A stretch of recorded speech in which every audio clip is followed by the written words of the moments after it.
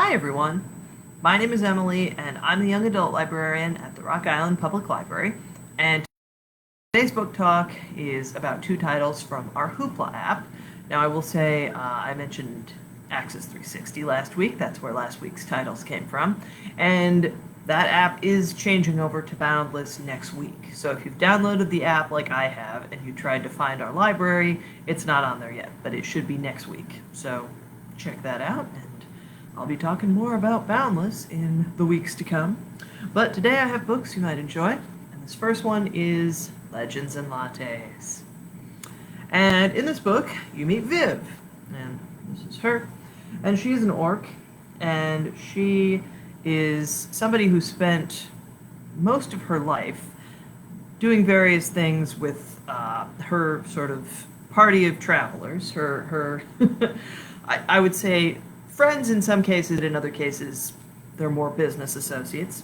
But I mean, Viv is in a profession where she's done mercenary work and she's done bounty hunting work, and she's at a place in her life where she knows, right, I kind of want to get out of this before I die a horrible death. And what we find is Viv has come to the town of Thun, and she left, just didn't tell anybody she was leaving. Just took off on her own, and now she's in Thun. And she gets there, and she finds what she's sort of looking for, which she has sort of this idea, and we find out from the start, that she has what is called a Scalbert Stone.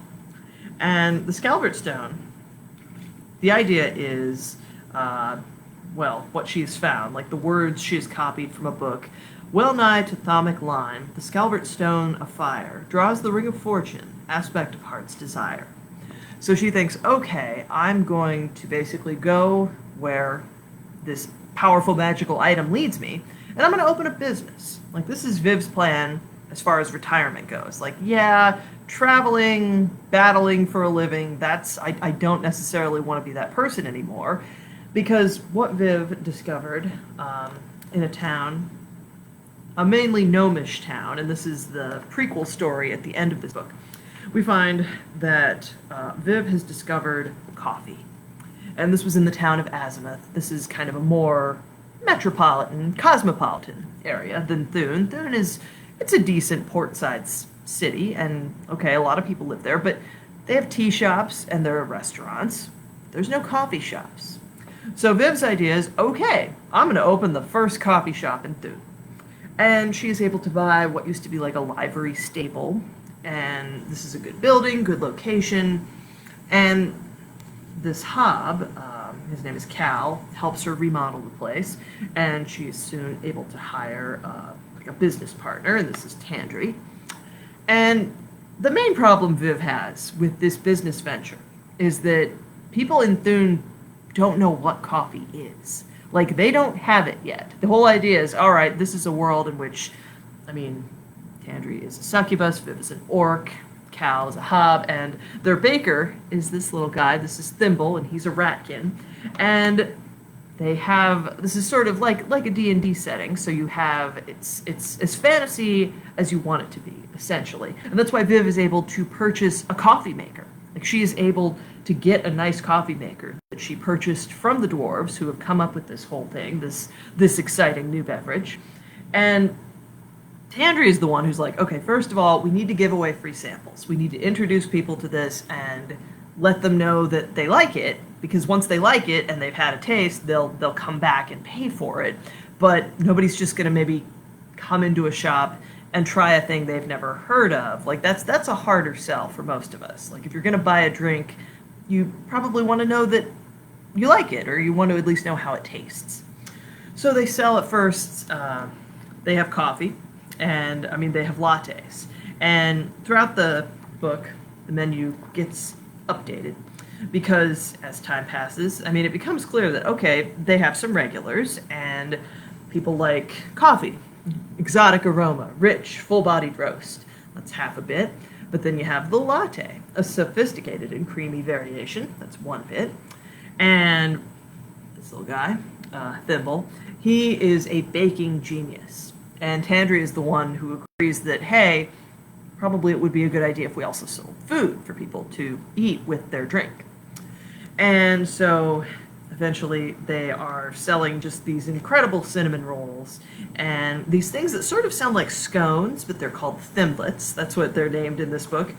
And also, eventually, they end up, I mean, again, this is sort of Thimble's area of expertise, and so he's coming up with different baking concoctions.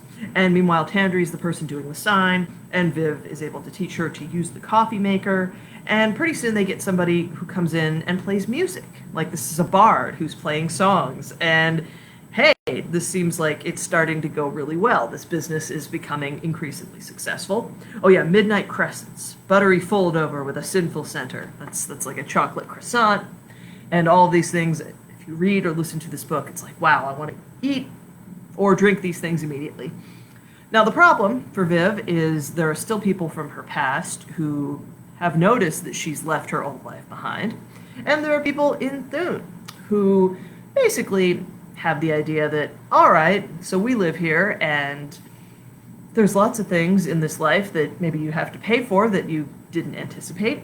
And the local sort of heavy, this is a person called the Madrigal. And the Madrigal sends somebody over to the shop, which is called Legends and Lattes, and just makes it known that, hey, we're going to need some money every month. Well, Viv doesn't want to pay. Eventually, she meets this person and finds, they really like the baked goods that the bakery, Thimble is baking for the shop. So she's able to do a deal where, all right, I'm not going to, like, give you a cut of our profits, but I will, like, you can have free baked goods. Like, I'm okay. Like, we can accept this arrangement. Like, both of us are fine with this. But this Scalvert Stone, this thing that Viv believes is helping her new venture succeed, well, somebody else has their eye on it. And the book is Viv trying to understand how much of her success is magical and how much just comes down to her hard work and the hard work of the people she meets and becomes friends with over the course of the novel. And there's a prequel coming out in November. It's about Viv when she's younger and she's like spending the summer working in a bookshop. So it's a very entertaining story. If you like fantasy, or if you don't always like the fantasy stories where it's like, oh no, the world's ending again. Well, this is not that. This is somebody just trying to live their life and making new friends, like moving to a new place and starting a business. And yeah, it's a lot of fun. So check it out. And I will say on Hoopla, it's just available through audio. So if you want to read the book, you will have to check out a copy from us. I think we have it in print, but you can listen to the audio on Hoopla. Next, this is another book where you can listen to this one, or, because this is a picture book, you can actually do this thing where it's almost like a short movie. And it's the book, but the whole story is sort of told to you, like it is narrated. And this is The Skull by Jon Klassen. And it is a Tyrolean Folktale. If you get to the end of this book, like on the last couple pages, you get an author's note which explains that I found this story in a library in Alaska. I was there to do a presentation at the library, and I was looking at books on the shelf before it started. I picked out a book of folktales and looked at the table of contents and saw a story called The Skull, and thought that was a good title. I stood there and read it, put the book back on the shelf, did my presentation, and left the library. I thought about the story on the plane back home, and then again when I got home. And then I thought about it every now and then for about a year. Finally, I thought I should probably read that story again. I couldn't remember the name of the book it had been in, so I wrote to the library in Alaska and told them about the skull story, and somehow they found the book and sent me the name. Librarians are really good at that. But when I sat down and read the story again, I was surprised. It wasn't the story I remembered. In the year in between, my brain had changed it without telling me. In the Alaska book, Ottila, that's the main character, she's this girl who runs away from home and meets a skull. In the Alaska book, Ottila bests the headless skeleton, which is a big part of this story, simply by not letting go of the skull all night while he tries to pull it away. And at dawn, as the sun comes through the window, the spell over all of them is broken. The skeleton vanishes, and the skull turns into a beautiful lady in white. The castle is filled with nice things and children to play with, and the lady in white gives all of this to Ottila, and then she also vanishes. I didn't remember any of that. My brain had changed the ending a lot. It had changed it more or less to the ending, "In the book you are holding. I like my brain's new version." This is a very interesting thing that our brains do to stories. If you read this book once and put it back on the shelf, and a year from now someone asks you how this story went, the same thing will happen. Your brain will change it. You will tell them a story that is a little different, maybe in a way your brain likes better. I like folktales because that is what is supposed to happen to them. They're supposed to be changed by who is telling them, and you never find them the same way twice. I hope that you like my brain's version. And I really did. This is probably now my favorite Jon Klassen book, and you can see, it's like over 100 pages, but a lot of it is illustrations. It's his like incredible style, and in it you do meet a girl. This is part 1. So we have the forest, the dark, and the house. And this is Attila. She has run away from home, and she's alone at night in the forest. And I mean, she keeps running, and eventually she thinks she hears somebody calling her name. It might just be the wind. And finally, I mean, she trips and falls, and she's laying in the snow. And after she finally gets up, moves forward again, she has to kind of make herself, like, keep going. And the trees stop. And she finds herself in front of a very old house. So she knocks on the door, and it looks abandoned, but she thinks, okay, well, I'm still gonna try. And somebody says hello. And when she looks up, there's a skull on this windowsill. And it's at this point, now we're in part 2, Attila finds that the skull can move a little bit on his own. Like, the skull kind of can rock itself back and forth, and that's how he moves. And the skull says, after Attila says, "Hello, my name is Attila. I ran away and I need a place to hide and rest." This isn't going to go too much longer because I did 2 book talks today and I need to drink more water. But the skull was quiet for a moment. Then he said, "I will come down and let you in, but only if you promise to carry me once I do. I am just a skull, and rolling around is difficult for me." Attila was quiet for a moment. Then she said, "All right." So that's how these two meet. And once Attila picks up the skull, it's like, okay, let me show you the house. So they walk around the house, and the skull explains that he's been there for a long time. And they go to a nice fireplace room where the skull fires in the evening, and there's a garden room where there's pears that you can pick and eat.